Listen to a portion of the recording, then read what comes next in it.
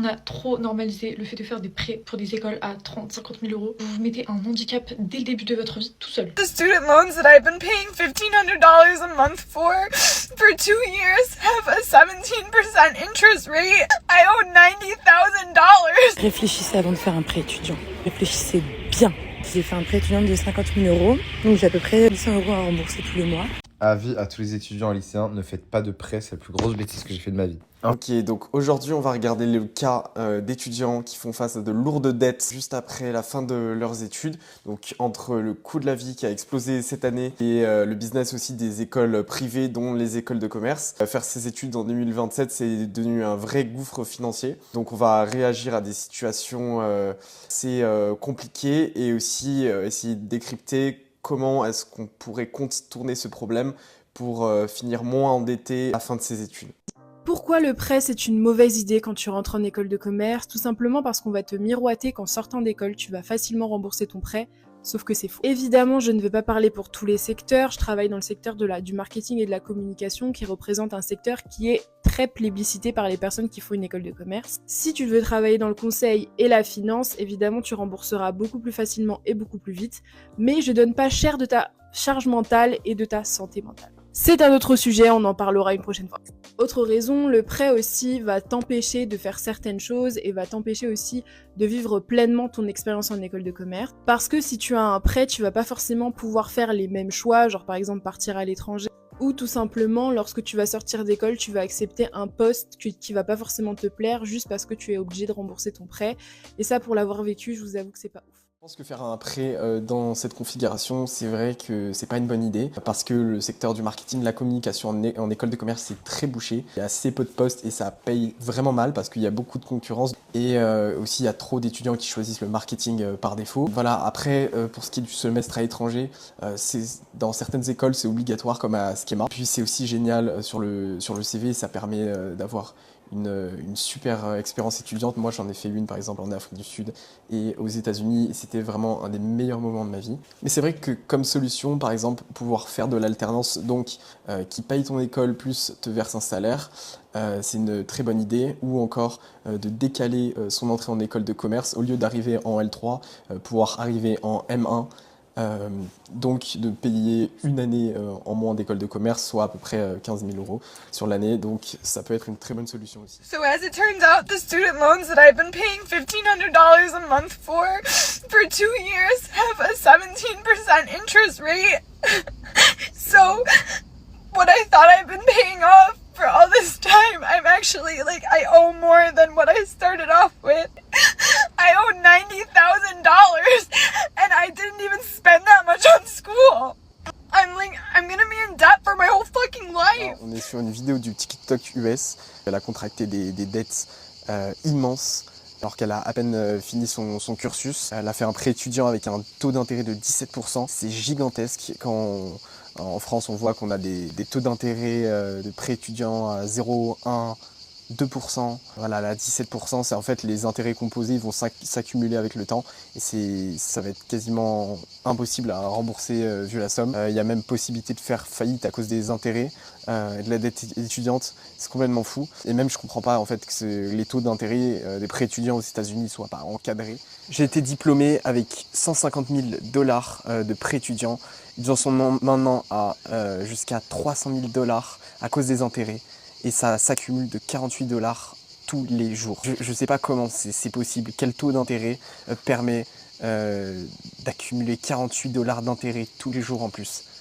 Ça fait quasiment un tiers du salaire, c'est n'importe quoi. C'est mon prêt étudiant d'un peu moins de 40 000 euros et voici ce que je retiens de cette expérience. D'abord, ne faites pas de prêt étudiant.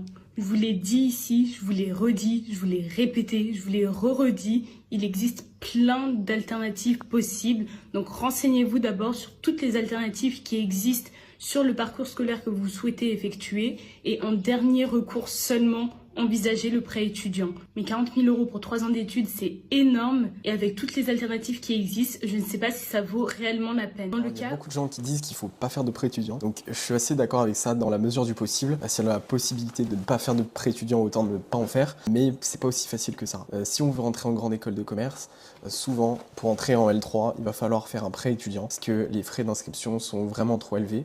Ou si dans le cas où on est boursier. On est boursier dans certaines écoles du top 5, il y a possibilité de ne pas payer de frais de scolarité. Après en termes d'alternatives, ce qu'elle a dit, ce qui était bien pour le Master 1, le Master 2, il y a la possibilité de faire une alternance, donc de ne pas payer ses frais de scolarité plus avoir un salaire. Possibilité autre qu'une école de commerce, c'est de faire un IAE, donc c'est la possibilité de faire un Master en commerce qui est réputé et qui est des frais de scolarité extrêmement bas. Et c'est une très bonne alternative aussi. J'ai dépensé 50 000 € pour pouvoir faire mon école de commerce. Mon père ne travaille pas chez Goldman Sachs, donc j'ai dû faire un emprunt étudiant. Et je vais vous donner 3 conseils que j'aurais bien aimé qu'on me dise à l'époque, lorsque j'allais faire mon prêt étudiant. Parce que je sais pas vous, mais moi toute ma vie, j'ai jamais eu plus de 2000 € sur mon compte, donc à un moment donné, j'étais perdu. Déjà, la première chose, c'est qu'il faut pas avoir trop peur d'emprunter beaucoup. Base, globalement, tu vas pas laisser 50 000 € sur ton compte. Déjà, ton école, tu vas essayer de la payer en plusieurs mois, donc ce qui fait que ça va s'écouler petit à petit. En attendant, cet argent, faut pas qu'il reste dans ton épargne, ou même pas dans ton livret A. Des options un peu plus risquées, qui placent à la bourse avec un CTO. Il y en a même qui sont très très chauds, qui font des investissements immobiliers. Par contre, disclaimer, je vous dis pas qu'il faut le faire, je vous dis juste que c'est possible. C'est votre argent, vous faites ce que vous voulez, mais si vous laissez votre argent dans le compte courant, il va servir à rien, vous allez perdre de la thune. Deuxième conseil, attention, emprunter, ça te coûte rien sur le moment, mais à long terme, ça va commencer à piquer. Pour ceux qui savent pas, l'emprunt, normalement, tu vas le rembourser petit à petit. La banque te laisse jusqu'à la fin de tes études, voire même 2-3 ans plus tard, le temps que tu trouves un travail pour commencer à rembourser. Sauf que du coup, si tu empruntes genre 40-50 000 €, tu vas commencer à rembourser tous les mois des 600-700 balles. Alors je te laisse. Alors c'est vrai qu'il y a certaines spécialisations spécifiques en école de commerce qui vont permettre de très bien gagner assez rapidement et donc in fine de pouvoir rembourser son prêt étudiant comme par exemple les métiers de la finance. Après à voir si ça peut plaire. Aussi sur le fait de pouvoir trouver un prêt étudiant à taux zéro, ça c'est extrêmement important. C'est possible avec certaines banques parce que les intérêts composés sont extrêmement coûteux sur le long terme. Donc en France c'est réglementé, ils sont assez bas et comme on le verra dans une vidéo prochaine aux États-Unis, c'est tout autre chose. Et voilà, après essayer aussi de s'informer auprès de sa banque au bout de combien de temps on peut commencer à rembourser après avoir fini son cursus académique. Ça c'est extrêmement important pour pouvoir s'organiser et se laisser le temps de trouver un travail qui est rémunérateur. Trop normaliser le fait de faire des prêts pour des écoles à 30-50 000 €. Vous vous mettez un handicap dès le début de votre vie tout seul. Parce que si vous n'avez pas vos parents pour vous aider à payer, après le lycée ça va, mais quand vous allez grandir, que forcément certains projets vont commencer à arriver, vous serez là à toujours devoir rembourser votre prêt. Surtout que l'école, elle vous rendra jamais riche. Leur promesse de salaire à je sais pas combien, c'est du bullshit. À part si elle est dans le top 3, voire 5 de France, bon pourquoi pas, et encore ça se discute, mais voilà, on peut comprendre en dessous du top 5, mais même pas la peine d'y penser. Je suis allée dans une école privée pour mon master en alternance, j'ai vu à quel point c'était bullshit et Il y a beaucoup d'écoles qui font des promesses de salaire, de carrière. C'est vrai que je suis assez d'accord sur le fait que pour moi, il vaille au moins viser le top 5, que ce soit en école de commerce ou en école d'ingénierie. Et après, c'est vrai aussi qu'en école de commerce, il y a souvent des promesses de salaire bullshit. Par exemple, 45 000 bruts en début de carrière. Donc voilà, déjà, il faut savoir que c'est en brut et que aussi les salaires sont tirés par les salaires des étudiants en finance. Forcément plus haut salaire, donc c'est pas une moyenne, c'est plus une médiane, on va dire. Réfléchissez avant de faire un prêt étudiant. Réfléchissez bien. Je suis en train de vous engueuler, tu sais. J'ai fait un prêt étudiant de 50 000 €, donc j'ai à peu près 800 € à rembourser tous les mois. Comment vous dire que c'est impossible. Sur le moment, je me disais, fais ton école de commerce, ça va être trop bien, et on te dit que tu vas trop bien gagner plus tard et tout, donc je vous jure, réfléchissez parce que là, je vous explique, je dois le rembourser en 5 ans. J'ai appelé ma banquière, je peux même pas le rembourser en 6 ans ou en 7 ans, c'est pas possible. Donc c'est hyper compliqué parce que 800 € par mois, j'ai à peu près 800 € de loyer. Ça fait déjà 1600 de fixe et entre transport et bouffe, je suis déjà à 2000. C'est dans ce genre de cas qu'on se rend compte au final que la précarité étudiante, elle continue en quelque sorte. Parce que pas de possibilité d'être propriétaire, pas de possibilité d'acheter un bien immobilier, avec 50 000 à rembourser sur 5 ans, avec une échéance de 800 € par mois, c'est juste énorme. Donc en fait, comme elle l'a dit, il y a pas de marge pour les loisirs. C'est très serré financièrement et après ça dépend dans quel secteur elle travaille. Faut pouvoir trouver un secteur qui est très rémunérateur comme la finance. Sinon, c'est extrêmement serré sur plusieurs années. 50 000, mais on n'est pas aux States, l'école est gratuite en France. C'est vrai qu'il y a beaucoup d'universités gratuites ou à très faible coût en France, mais il reste encore beaucoup d'écoles privées, que ce soit en mode, en ingénierie ou même toutes les écoles de commerce quasiment, qui sont payantes. Donc dans ce cas-là, il faut pouvoir faire un prêt ou être boursier dans le top 5. Faites une alternance, c'est un cheat code. C'est vrai que c'est une très très bonne alternative pour réduire ses frais de scolarité, voire faire un moins gros prêt. Tous les étudiants lycéens, ne faites pas de prêt, c'est la plus grosse bêtise que j'ai fait de ma vie. En fait, moi, à 17 ans, je me dis, oh, je vais faire une école de commerce. Je vais emprunter 40 000 euros, puis je les rembourserai à l'âge adulte, c'est pas grave. Et en fait, là, je me retrouve à payer 600 balles par mois depuis déjà 2 ans. Je suis endetté jusqu'en 2031. En 2031, j'aurai 30 ans. 31 ans même.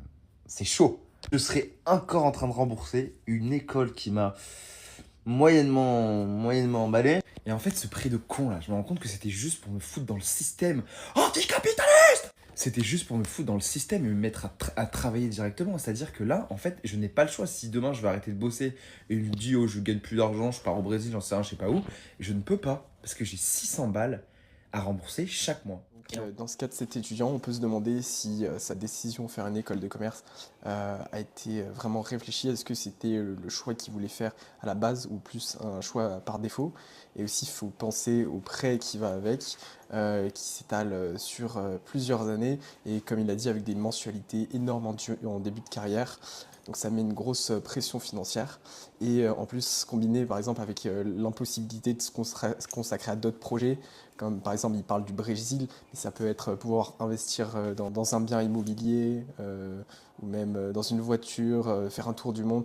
Et c'est vrai que ça peut être compliqué pour certaines personnes de se projeter avec ce type de dette étudiante sur plusieurs années.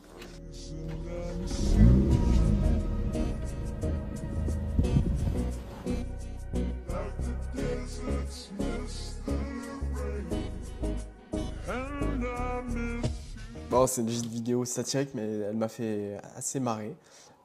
Parce que le pire, c'est qu'en fait, c'est possible d'acheter ce qu'on veut, de faire ce qu'on veut de cet argent, parce que c'est des prêts étudiants non affectés. Donc, la possibilité d'acheter une voiture, d'investir dans l'immobilier, et des actions, etc. Mais bon, c'est risqué et dans tous les cas, il faudra rembourser. I owe a mortgage amount of student loans. Yep, that's how much I owe. And I have paid $165,356 towards this amount. But here's the thing. When I started, okay, I owed $96,000. So again, I borrowed $96,000. I have paid $165,356.46, and I still owe $220,810.73. Let me explain to you how I got in this predicament. I have a bachelor's degree and a master's degree. I am a PA, and I make good money. I'm not gonna lie. Unfortunately, that good money is still not enough to pay this, right? And so moi, je trouvais ça intéressant de pouvoir comparer avec notre système de prêt étudiant en France par rapport à celui aux États-Unis, quand on voit que cette ancienne étudiante, maintenant qui est junior, elle avait contracté $96,000 de prêt de base, ce qui est déjà inconcevable, et puis qui au total doit au final plus de $220,000 de remboursement, avec un prêt évidemment de 10%. Le pire, c'est qu'elle a payé quasiment le double de ce qu'elle devait de base, donc environ 150 000, et qu'elle doit encore $55,000.